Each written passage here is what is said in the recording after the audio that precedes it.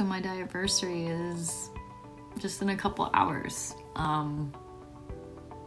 Literally, like I was diagnosed probably around 3 o'clock in the morning in the emergency room. Around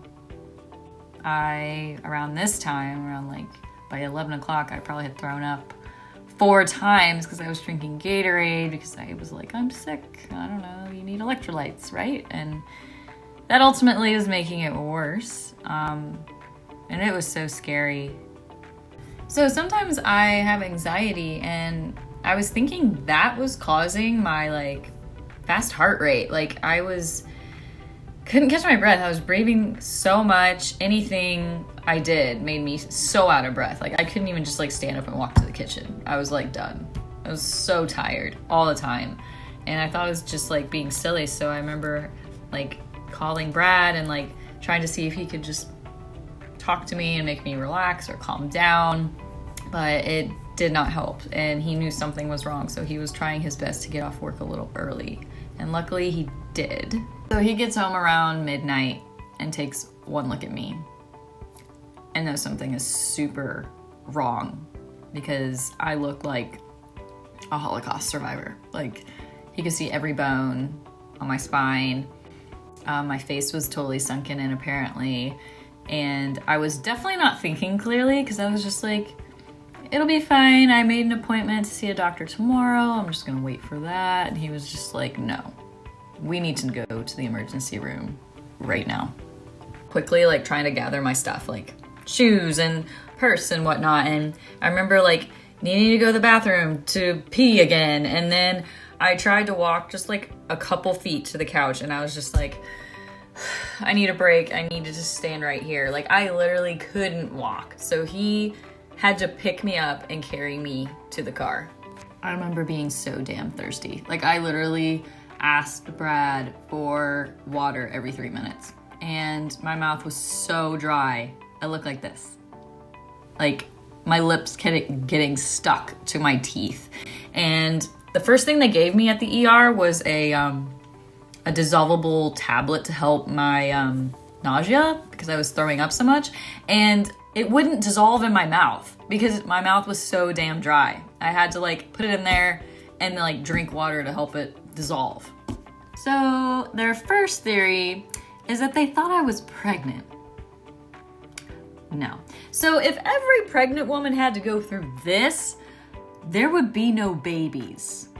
Second theory was that I was anemic, which came back negative, just like the pregnancy test. I don't know why they didn't test my blood sugar, but it probably took them about 3 hours until they did that. And during that time, I remember the least because everything around me was just a blur. Like I was fighting so hard to just survive. Like my body, that was the closest I've ever been to dying in that moment. It was so scary. Like my body wouldn't stop shaking. I couldn't catch my breath. I was breathing so hard. I needed water every 2 seconds. They were trying to like get an IV in me to give me fluids and my veins were collapsed. Like it was bad. My body took in about 2 bags of fluids. I feel like was around the time they tested my blood sugar. And I just remember this one ER doctor coming in and being like, we tested your sugar, you have diabetes. And I immediately thought, oh my gosh, this is my fault. I don't eat healthy enough. Thinking it was type 2, and I'm like, I'm gonna do everything I can to get rid of this and be healthier. But later kept hearing them be like, no, we think it's type 1, we're waiting on the results, late onset type 1, and blah, blah, blah. And I'm like, what does this mean? What is type 1? What is late onset? Like, what's DKA? What's my blood sugar's 525? What does that mean? Like, it was so much, and you're gonna have to go to the ICU and stay here overnight, maybe days. Blech.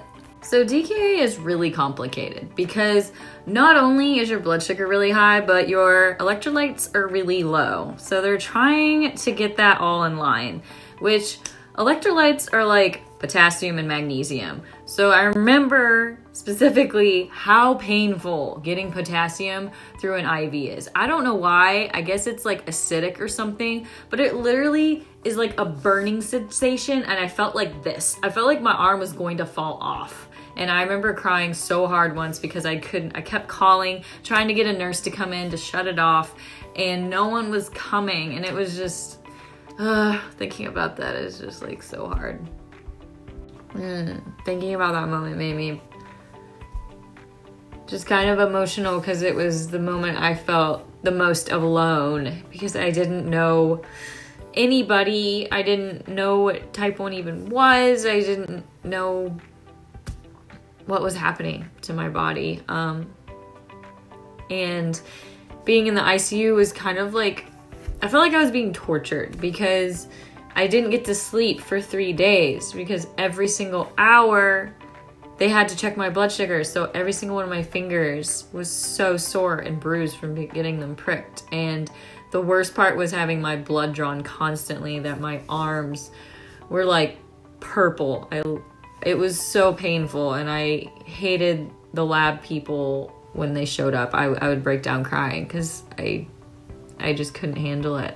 Being in the ICU was very overwhelming because there's so much information coming at you. I had nurses, doctors, lab people, diabetes educators, nutritionists, social workers, therapists, all coming like in and out constantly, and it was just all over my head. I experienced my first low while being in the ER. I remember I actually fell asleep, I don't know how, and was woken up at like 6 a.m. and they pricked my finger and it read 60. They pricked my finger again, read low again, and the nurse like went and got like this much orange juice and made me drink it, and then she shoved like this big syringe full of like, I don't even know what it was, like into my IV, which it felt so weird having all this like liquid go into my arm. Like, why I needed that, I don't know. Orange juice works very well, but all of that so quickly, just like waking up, scared me, and I just like started bawling. So my very first low was not a good experience. So once I didn't need to check my blood sugar every hour, I was transferred to a normal floor, which was incredible. Like, I had a way better bed. I could actually sleep. I wasn't attached to a bunch of machines. I could walk around. And I met my very first T1D in the wild, which was one of my nurses. I had the CDE come back and actually teach me how to prick my finger, how to use my glucose meter, and how to give myself insulin. I started practicing because I knew I have to do this. I have no choice. It's up to me. I have to do it. So I did, and I had friends visit me, and I watched the Oscars from my hospital bed, and then I started to notice my eyes were getting blurry again. Blurry vision was one of my very first symptoms, so I was really terrified to see it coming back again when I was in the hospital, and I was afraid if I said anything, it would keep me in the hospital longer. So when I was getting discharged, I didn't tell them.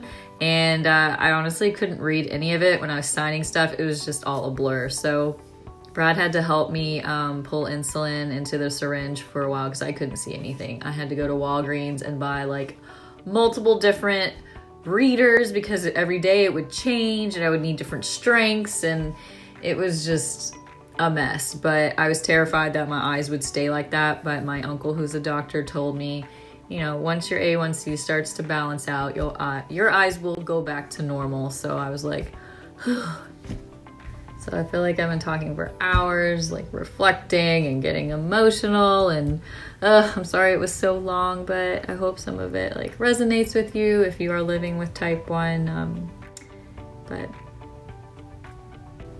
you're not alone.